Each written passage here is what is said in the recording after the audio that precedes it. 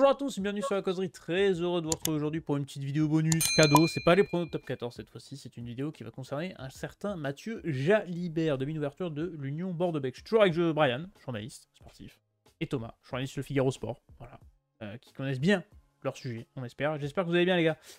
Ils sortent d'un... On est au lendemain d'un très très bon Stade Toulousain UBB. Et donc ça nous concerne bien parce qu'on va parler de Mathieu Jalibert, messieurs. Est-ce que vous êtes prêts à parler de Mathieu Jalibert? Je vais parler de lui un petit peu. Non, oui, pas. il y a toujours des choses à dire, surtout que c'est l'un des meilleurs ouvreurs en France, donc forcément c'est un joueur qui fait parler, c'est un joueur qu'on admire, c'est un joueur que d'autres détestent aussi, voilà, ça fait partie du très haut niveau. C'est le folklore. Mais mine de rien, c'est un très très grand joueur de rugby, donc voilà, je pense qu'il y a des choses à dire. Ça fait un match, bon, pas non plus extraordinaire contre Toulouse, mais bon. Enfin... C'est pas son meilleur match, mais c'est pas son pire. Tu vois, ouais, voilà.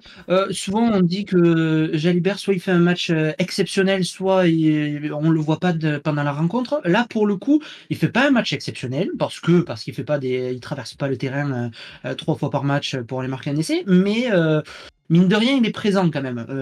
Il a été, on le voit sur le terrain. Il n'a pas été transparent, donc. Il n'y est pas pour rien dans la victoire de l'UBB, en tout cas face à Toulouse. Messieurs, on est parti pour l'international français. Alors pourquoi on aborde le sujet Mathieu Jalibert? Tout d'abord, tout simplement parce qu'il est en fin de contrat du côté de l'Union Bordeaux-Bègles cette saison.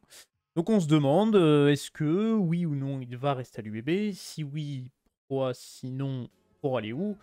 Et quel avenir pour Mathieu Jalibert qui à 25 ans est en concurrence notamment avec Romain Tamac en équipe de France pour le poste de 10. Et on a eu une petite déclaration de Laurent Marty hier sur AMC qui disait que c'était un enfant du club et qu'il a évoqué la volonté de prendre son temps. Donc on peut imaginer facilement avant novembre un rendez-vous ensemble. Peut-être que la prolongation sera réglée avant avant la trêve internationale tout simplement. Enfin la tournée internationale avec le 15 de France. Messieurs, tout d'abord Mathieu Jalibert, avant d'évoquer oui ou non de rester ou pas à l'UBB, Thomas. Un petit avis sur le joueur, comme ça, voilà, on a commencé un petit peu évoquer son match contre Toulouse hier, mais globalement, son début de saison est quand même satisfaisant.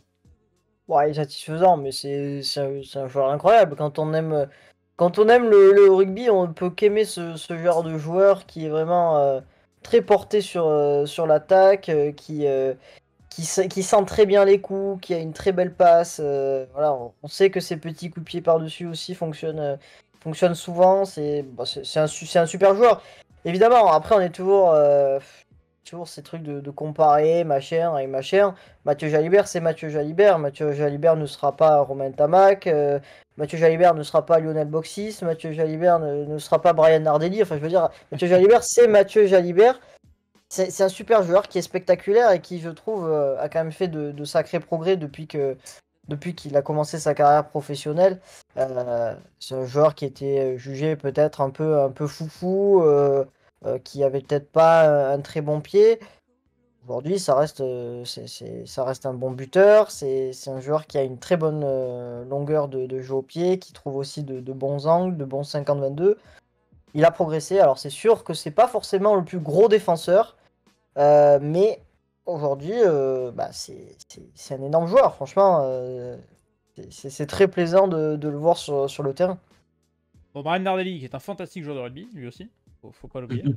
Mathieu Jalibert est quand même, en plus de ça, un enfant de l'Union Bordeaux-Bègles. Il est arrivé, je crois, au centre de formation 2015, peut-être, quelque chose comme ça. Je crois que c'est 2015, j'ai regardé tout à l'heure. Joueur important du dispositif de Yannick Bru.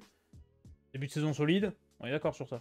Je rejoins Thomas. Oui, et puis c'est le genre de joueur pour lequel on va au stade, hein, aussi. Il ne faut pas se mentir, c'est le genre de joueur qui fait remplir Chabandelmas, qui fait lever les foules. Alors, il n'est pas tout seul, et bien évidemment. On va pas dire que la force de l'UBB, c'est juste Mathieu Jalibert, mais comme l'a dit Thomas, c'est un joueur exceptionnel.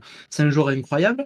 Je suis assez d'accord avec Thomas sur le fait qu'il faut arrêter de comparer ce qui n'est pas forcément comparable. Je veux dire, Mathieu Jalibert a des capacités sur un terrain qui sont très différentes de celles d'un Romain Tamac et vice-versa. Ils ont tous les deux des points forts, des points faibles, et ils se complètent assez bien, je trouve. C'est pour ça que c'est quand même une vraie chance d'avoir les deux en équipe de France, même s'ils ne sont pas tous les deux en même temps sur le terrain. Et voilà, après, c'est le genre de joueur que que chaque club a envie d'avoir dans son effectif. Faut pas non plus se leurrer. C'est le genre de joueur qui peut te débloquer une situation quand tu as un match ultra serré à la dernière minute, comme a dit Thomas, par un coup de pied par-dessus que personne n'attend, par un 50-22 exceptionnel. Il a une longueur de jeu au pied assez incroyable aussi, et il a une vision de jeu. Il a une vision de jeu qui peut permettre de débloquer des situations. Donc voilà, c'est pour ça que la question de son avenir se pose et fait couler beaucoup d'encre. C'est parce que voilà, j'aimerais bien qu'on me cite un seul club qui n'aimerait pas avoir un Mathieu Jalibert dans son effectif, et même Toulouse, parce que même si Romain Tamac est indétrônable à son poste de demi d'ouverture du Stade Toulousain, bon, si on propose à Hugo Mola, tiens, on te donne Mathieu Jalibert, tu le mets en remplaçant et tu le gardes sous le coude gratos, bon, il va pas dire non, personne se prive de ce genre de joueur. Donc voilà, c'est le genre de joueur que tout le monde aimerait avoir dans son effectif. Qui va l'avoir les prochaines saisons? Ça, c'est le suspense. Et on va tenter d'élucider ça pendant cette petite vidéo. Alors, avant de vous montrer les dessous du contrat, etc., je voulais juste faire réagir, parce que tu m'as fait penser à la déclate de face à l'équipe de France face à un duel. Denis Charvet sur RMC qui disait sont des joueurs qui sont titulaires, par exemple de Ntamak et de Jalibert, qui sont deux joueurs qui seraient titulaires chez les Blacks, et il paraît que Mathieu Jalibert n'a pas encore de match référence en équipe de France. Est-ce que vous êtes d'accord avec ça? Est-ce que pour vous, Mathieu Jalibert n'a toujours pas de match référence au 15 de France? C'est une petite question un à côté que je pose. Thomas. Là, comme ça, de tête. Je pense que c'est pas encore arrivé. Je suis un peu d'accord avec Denis Charvet. Je pense que, c'est-à-dire quand on compare les deux joueurs, parce qu'encore une fois, on va les comparer et ça s'arrêtera jamais. Quand on passe à Romain Tamac, on pense à des actions phares de lui en équipe de France. Par exemple, cette relance face au Black depuis son embut, voilà, c'est mémorable. Même avec Toulouse, on pense à cet essai à la dernière seconde pour faire remporter le championnat de France. Voilà, il y a des actions que Romain Tamac a fait rentrer dans l'histoire, et quand on pense à lui, on se dit, ah ouais, je connais ce joueur parce qu'il a fait ci, il a fait ça avec le maillot bleu. Mathieu Jalibert, un peu moins, mais parce qu'il a eu moins de temps de jeu aussi en équipe de France. Forcément, il est resté dans l'ombre de Romain Tamac pendant très longtemps. Voilà, lui aussi, il aimerait être sur le devant de la scène avec le maillot bleu.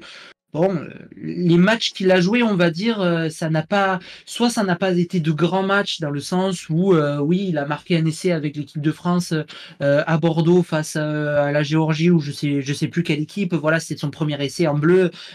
Très bien, mais c'est pas le genre de match qui marque une carrière. Et quand il a fallu assumer le statut de demi d'ouverture en équipe de France, on va pas le nier non plus, Mathieu Jalibert est un petit peu passé à côté. Je pense notamment à la Coupe du Monde de rugby où, malheureusement pour lui, il fait un match assez décevant face à l'Afrique du Sud. Mais encore une fois, ça arrive dans une carrière d'un tel joueur. On attend tellement de ces joueurs, on attend tellement d'eux, qu'on a envie qu'ils traversent le terrain, qu'ils fassent gagner l'équipe comme à la Antoine Dupont à la dernière seconde. Mais voilà, il y a des passages à vide parfois, et pour l'instant, ça n'a pas souri à Mathieu Jalibert. Après, voilà, et il a quel âge? Il a 26 ans, 26 ans. Il a 25 ans, il a le même âge qu'Ntamak. Voilà, il a 25 ans. Donc, sa carrière est loin d'être terminée en bleu. Donc, ce match référence peut encore arriver, mais je suis assez d'accord. Pour l'instant, on dit que le prime physique, c'est 28 ans. Donc, il a encore quelques années avant de monter en puissance. Est-ce que vous vous souvenez, petite question comme ça, sa première sélection d'équipe de France, contre qui c'était? Contre qui c'était? Ça remonte. Comment ça remonter maintenant? Saison 2017-2018, comme c'est affiché à l'écran. Tournoi de destination. L'Italie? Non.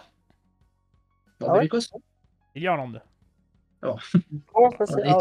Il débute sa carrière en équipe de France contre l'Irlande. Messieurs, déjà, je voulais vous montrer, et je vais revenir sur ça. Du coup, on va revenir sur la partie UBB. Et le changement par rapport à cette saison, on va dire, peut-être, c'est qu'il y a un peu de concurrence. On a fait arriver Carberry, alors qu'il est actuellement blessé du côté de l'Union Bordeaux-Bègles. Ça amène toujours...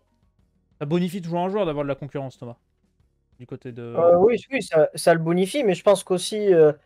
Enfin oui, dans tous les sens du terme, parce que je pense que même lui est plutôt content aussi d'avoir finalement... Oui, ça peut être pas tout soufflé.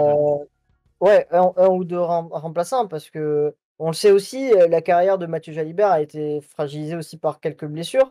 Ça n'a pas aidé. Et lui, je pense qu'il a besoin aussi de repos, c'est normal. Peut-être que, évidemment, c'est un immense compétiteur, et il a envie de jouer tous les matchs. Mais voilà, je pense que des fois, faut être raisonnable, on peut pas tout jouer.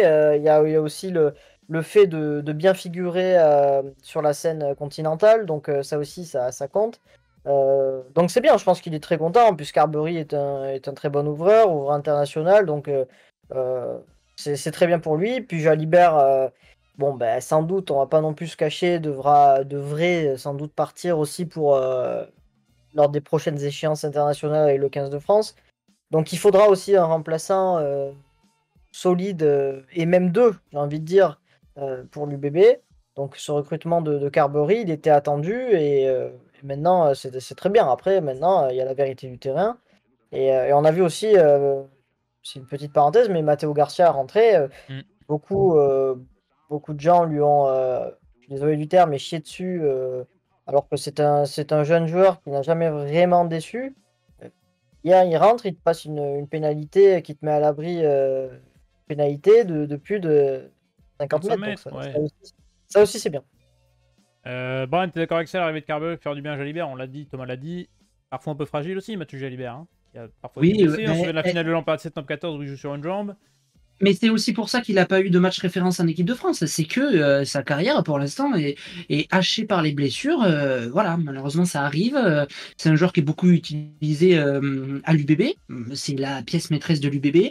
Donc, ça va lui faire du bien. Qu'il y ait d'autres joueurs que Matteo Garcia au poste de 10.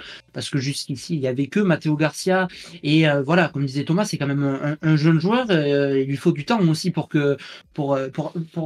s'habituer un petit peu à ce poste, surtout en top 14, et pour qu'il puisse faire ses preuves.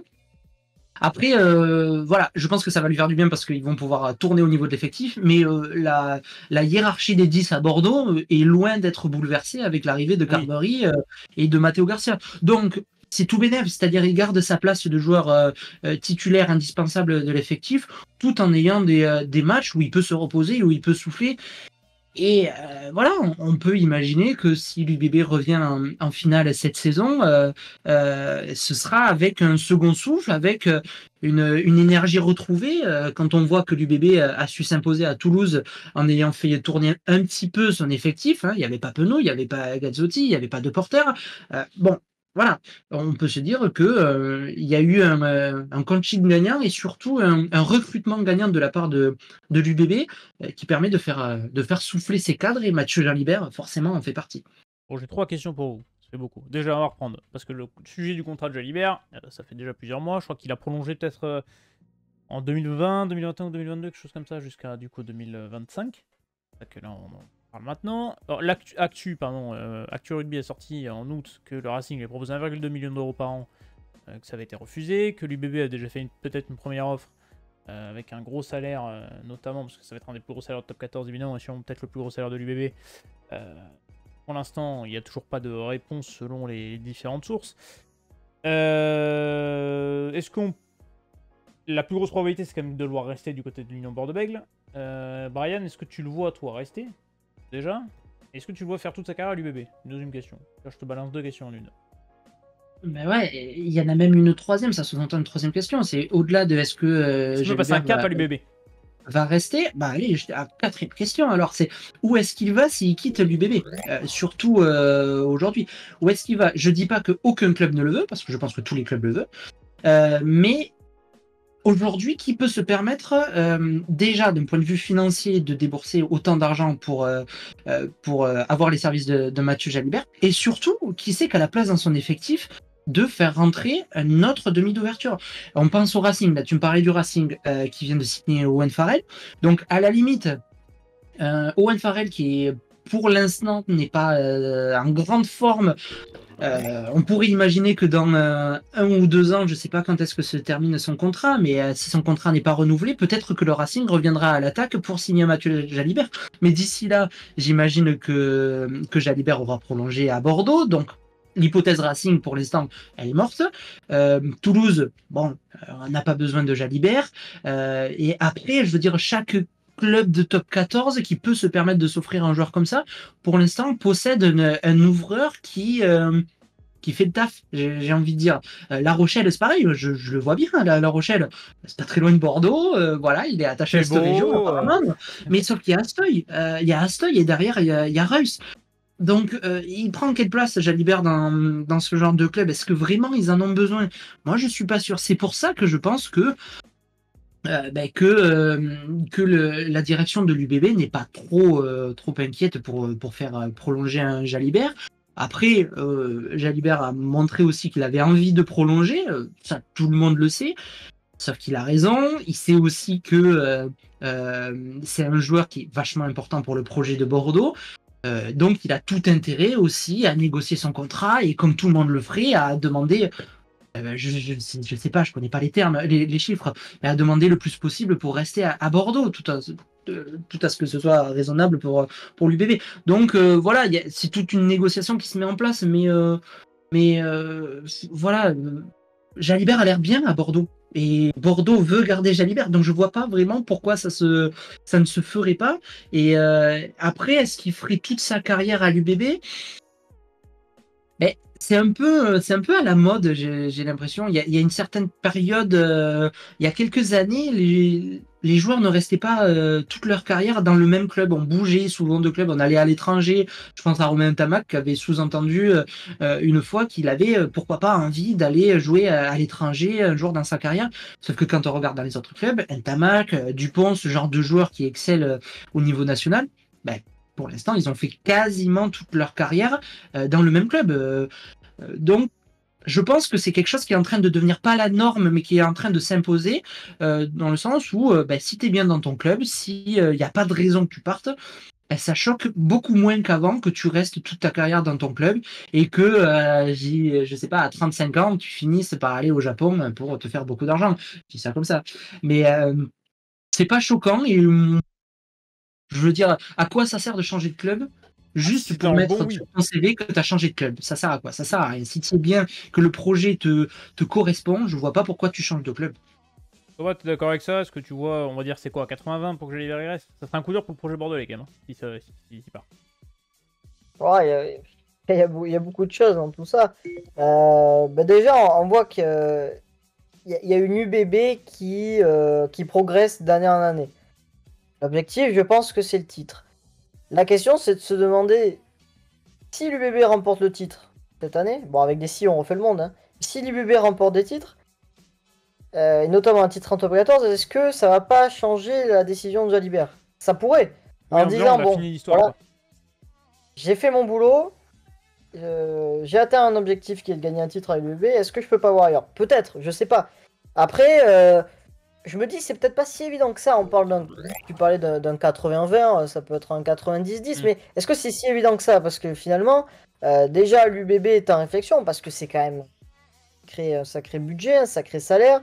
Si tu enlèves peut-être Mathieu Jalibert, tu pourrais peut-être prendre deux gros joueurs.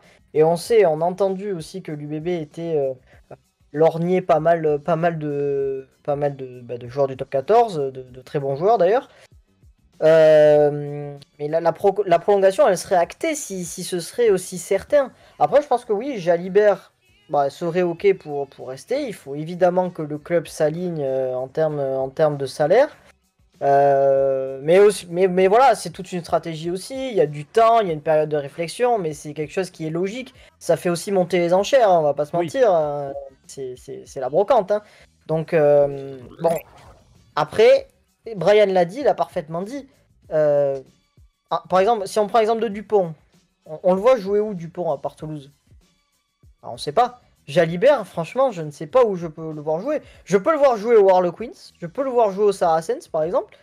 Ça me plairait, peut-être décaler Marcus Smith au Harlequins à l'arrière, Jalibert en 10, parce que je pense que c'est le style de jeu qui pourrait le correspondre.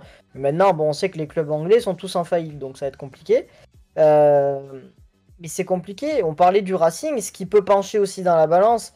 Au-delà aussi de la vie parisienne qui est plutôt pas mal, et ça peut compter hein, dans un cadre de vie. La vie parisienne, quand t'as 25-26 ans, bon, ça peut compter, mais il y a aussi Cameron Wauquiez, et on sait que Wauquiez, c'est un des meilleurs amis de Jalibert. Ça aussi, ça peut faire pencher la décision, ça peut faire pencher la balance. Après, ouais, c'est très compliqué de voir Jalibert ailleurs. Je pense que l'UBB aussi a besoin de peser le pour et le contre. Je pense que voilà, Jalibert a grandi là, il a sans doute certaines affaires aussi hors sport du côté de Bordeaux. Oui, C'est très compliqué Il à y a dire. des contextes à poser, quoi. C'est vrai qu'il y a le pour et le contre, mais une question aussi côté UBB, c'est que tu prends qui pour le remplacer? Il rentre sur plusieurs joueurs, mais il faut trouver aussi le mec qui correspond au projet, qui correspond à Yannick Bru, qui correspond à Maxime Lucu pour la charnière. Ben, aujourd'hui en France, pour faire tout aussi bien que Mathieu Jalibert, à la limite, c'est du Ntamak, quoi. Ou du Astoy, si tu veux, pourquoi pas, si on élargit un peu. Mais il n'y en a pas 10 000 en tout cas. Donc, tu vas pas le remplacer par un Carbery et pas encore par un Garcia. Donc, tu te remets dans des années si Jalibert part, tu te remets dans des années d'incertitude où tu souffres d'un 10 absent, comme quand Jalibert était blessé la saison dernière, ou quand il était en équipe de France. On a vu que l'UBB, c'était plus compliqué sans Mathieu Jalibert. Et c'est comme, je vais un peu loin dans la comparaison, mais oui, volontairement, hein, mais c'est comme quand Dupont n'est pas là en équipe de France ou n'est pas là à Toulouse. Il manque ce petit boost, ce petit facteur en Oui, plus, facteur X, que ce quoi. soit dans les vestiaires ou dans les mentalités. Jalibert, c'est un peu pareil à Bordeaux. Quand il n'est pas sur le terrain, bon, il manque quelqu'un. Donc, voilà, et puis juste pour rajouter un truc, on lisait dans la presse que les négociations devraient reprendre là, octobre, novembre, là, dans les prochaines semaines. Le timing est, je pense, parfait parce que avec la victoire face à Toulouse, UBB, notamment, il fallait absolument relever la tête après l'humiliation en finale de top 14. C'est à ce moment-là que Jalibert, peut-être, je me mets à sa place, c'est peut-être dit waouh, on arrive en finale, j'étais tout proche de mon objectif, on vient de se faire humilier. Est-ce que ce serait pas le moment de partir dans un club où je peux enfin remporter une finale? Et là, il était sur le terrain, il a montré qu'avec avec son équipe, avec son effectif, il était capable de s'imposer à Toulouse, face à un Toulouse quasiment au complet. Donc, il n'y a pas de question de il manquait tel ou tel joueur, c'est pour ça que l'UBB a gagné. Non, tout ça, il n'y a pas. Donc, c'est un argument de plus pour dire bon ben voilà, moi ça me plaît de rester dans une équipe qui est pas capable de renverser Toulouse chez eux. Voilà, je suis capable de. Ça montre aussi aux dirigeants qu'il est capable de voilà, de gagner des grands matchs. On parlait de matchs référence. Bon, je pense qu'il en a plusieurs à Bordeaux, ouais, mais c'est quand même un match référence pour l'UBB cette année. Donc tout ça, je pense que c'est des arguments qui penchent dans la balance du côté de Jalibert et je pense que voilà, c'est un argument du style bon ben voilà, maintenant il va falloir s'aligner sur ce que je suis capable d'apporter à l'UBB et Mathieu Jalibert apporte énormément aujourd'hui à l'UBB. Donc voilà, j'espère en tout cas qu'ils vont réussir à trouver un terrain d'entente, mais ça risque d'être ça le plus compliqué. En tout cas, du côté de l'envie, je pense que d'un côté comme de l'autre, tout le monde a envie qu'il reste à Bordeaux. Hein. Bah, tu sais ce que tu perds, c'est pas ce que tu gagnes. Si Jalibert part du côté de l'UBB, est-ce que vous avez quelque chose à ajouter, messieurs, sur le sujet Jalibert? Bah, je sais pas, après c'est un joueur qui pourrait intéresser le Stade français aussi, qui cherche un peu son 10. On sait que les supporters sur Twitter du club de la capitale en ont longtemps parlé. Bon, après ils parlent aussi de Damien McKenzie. Enfin, ils aimeraient aussi, voilà, un très grand joueur comme ils ont pu avoir par le passé au poste de numéro 10. Moi si je devrais voir peut-être Jalibert dans une autre équipe, quelque chose qui me plairait. Bah, ce serait à Toulon. C'est peut-être pas sûr que ce soit la destination, enfin, c'est sa destination à lui, mais ouais, ça pourrait être pas mal. Ouais, ça pourrait être pas mal à ce poste-là où Toulon se cherche un peu quand même depuis certains grands joueurs ont joué à ce poste-là. Et Brian évoquait La Rochelle. Sur le papier, un Le Garec Jalibert, ce serait rigolo Ouais, aussi. ça a de la gueule. Avec ce Tony aussi au centre, enfin, histoire d'envoyer beaucoup de jeux, alors que La Rochelle, on le sait, bah, est une équipe qui envoie plutôt du jeu devant et un peu moins derrière, mais voilà, c'est juste des petites préférences comme ça, mais en tout cas, oui. C'est vrai que moi, je pense que Jalibert restera à l'UBB. Et voilà, il s'est réjoui aussi des prolongations, notamment celle de Moefana récemment. Il a répondu aussi hein, à certaines rumeurs. Tu as montré un article d'Actu Rugby. Il a répondu à certaines rumeurs en disant non, il avait rien signé aussi. Bon, est-ce que c'est un faux, un tox? On sait jamais comment prendre ce genre de C'est message, du mais poker menteur dans les négociations, de toute façon, tout le temps. Hein. ça peut. Ça peut jouer aussi. Bon, on est quand même d'accord que la tendance, c'est quand même à la prolongation. Ça a l'air. C'est bien parti pour, Ça a en tout l'air. cas. On est gagnant. Ça a l'air, mais on le sait, dans le sport actuel, il peut y avoir pas mal Oui. de surprises. On en a eu aussi aujourd'hui. Donc, Usman qui arrête sa carrière internationale, Ghezal qui se fait remercier au bout de 4 journées. Le sport professionnel, ça Oui. peut aller très vite. Donc, Et les contrats sont faits pour être cassés. Hein. Et on ne sait ça... jamais ce qui peut se passer. Et en revanche, si on prend aussi, si on revient à ce qu'on disait tout à l'heure, Oui. si admettons Jalibert partait, peut-être que alors, je parlais de Marcus Smith, ce serait marrant de le voir à l'UBB, mais si on reste dans le côté français, je pense que le profil entre guillemets parfait pour le remplacer, ce serait peut-être Léo Berdeux de Lyon. Voilà, bah il donne des billes en plus, il donne même les remplaçants. Peut-être que l'UBB a tapé, peut-être que Laurent Martial donne un coup de fil pour aller faire du scouting. Hein. Je sais pas. Ouais, pas sûr. Pas sûr. Pas besoin Mais de bon, voir. bref, sur ce, ben messieurs, c'était un chouette débat. Si ça vous a plu, vous pouvez vous abonner, liker, donner votre avis en commentaire. Est-ce que Mathieu Jalibert restera du côté de l'UBB? Est-ce que vous avez envie de le voir rester? Et sinon, où est-ce qu'on le met? Dans quelle équipe de top 14 ou ailleurs il pourrait partir? Et puis vous abonner à la chaîne, parce qu'il y a d'autres vidéos qui vont sortir. On a la vidéo prono qui sortira le lendemain de cette vidéo-là. Donc vous pouvez toujours retrouver du rugby sur cette chaîne. Il y a une playlist faite avec toutes les vidéos rugby de la chaîne depuis son lancement. Ça fait bientôt 1 an que cette chaîne est lancée. Vous pouvez nous retrouver sur Instagram, TikTok, Twitch, un peu partout pour parler rugby, foot ou tout autre sport. On vous souhaite un très très bon week-end de top 14 et on se retrouve très rapidement pour une prochaine vidéo. Ciao tout le monde!